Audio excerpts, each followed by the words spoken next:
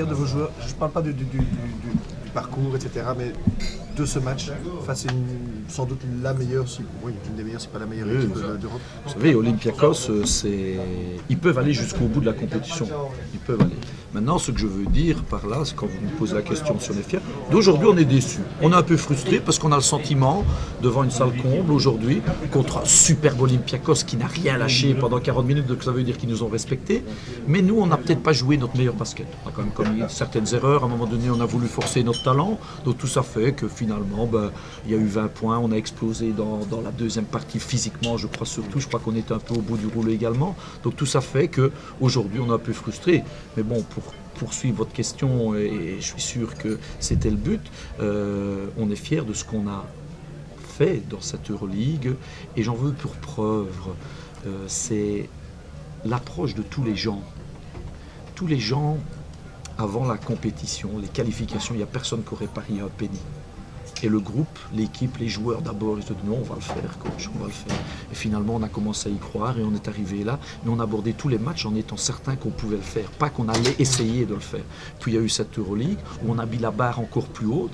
Et alors, on pourrait dire, oui, mais en mettant la barre si haute, c'est pas toujours évident. Non, on l'a fait volontairement parce que je crois que ce qui fait un des problèmes du sport en Belgique, c'est ça, c'est qu'on ne se fixe pas des objectifs assez importants. Une Justine Hénin, une Kim Clijsters, c'est ce qu'ils ont fait. Ils ont fixé des objectifs et ils ont réussi. Donc à nous aussi, on s'est fixé des objectifs et on a montré qu'on pouvait être compétitif.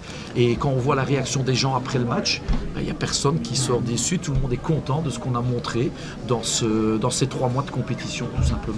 Pour revenir à ce match ici, j'ai envie de dire que bon, il y a eu Borousis au premier quart-temps, puis il y a eu Theodosis, puis il y a eu Spanoulis. Je veux dire, à chaque fois, il y en a un des grands qui a pris le relais. Mais oui, c'est sûr que bon, on doit faire des choix pour jouer contre cette équipe. Donc à un moment donné, on a fait le choix de fermer vraiment la raquette. Et en fermant la raquette, on obligeait en fait Spanoulis, Theodosic à pénétrer et à dribbler. Et là, qu'est-ce qu'on s'est rendu compte? C'est que leurs grands, ils sont sortis, ce qu'on appelle l'écran, le pick and pop en anglais, donc sortir après l'écran. Et là, Borousis, ça fait 3 sur 3 à 3 points, alors que depuis le début de la compétition, si vous regardez, je pense qu'il était à 3 sur 16. Malheureusement, aujourd'hui, c'était son jour chaud et il les a mis dedans. Mais en marquant ces paniers, qu'est-ce qui se passe? Ils ont ouvert le jeu.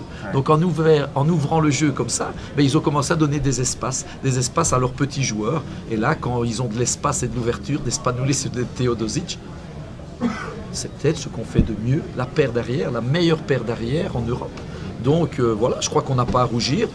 On n'a pas rougi et loin de là, on a tenu la compétition pendant 25-26 minutes et puis il y a eu l'explosion. Là, je crois que physiquement aussi, il ne faut pas oublier, c'est pas une excuse, je m'empresse de dire, mais c'est quand même 18 matchs en... 9 matchs en 18 jours. Voilà, donc tout ça c'est beaucoup, c'est même peut-être un peu trop pour nous, mais je crois qu'on n'a jamais rien lâché, on a continué, on a donné un peu trop de paniers faciles à un moment donné, mais bon, je crois qu'il faut regarder maintenant le parcours global plutôt que de réellement ce match où je ne me retire pas et je ne cherche pas des excuses. C'est vrai qu'aujourd'hui, on n'a pas fait notre meilleur basket, il faut savoir l'avouer. Mais malgré tout, je crois qu'on a voué le respect et on le mérite et je crois que ce serait logique honnêtement. Maintenant, c'est un peu du lobbying, c'est à nos dirigeants à travailler pour cela aussi. Mais ce serait logique quand je vois des équipes comme Villeurbanne, comme même maintenant je viens d'entendre que les Polonais de Sopot viennent d'obtenir leur participation pour 3 ans. Je crois que ce serait normal que Charleroi ait peut-être quelque chose aussi à ce niveau-là, tout simplement, surtout qu'on va continuer à grandir, ça j'en suis persuadé. Ouais, parce qu'en partant avec 12% de chance en début de qualification, ça n'arrivera pas tous les ans de se qualifier.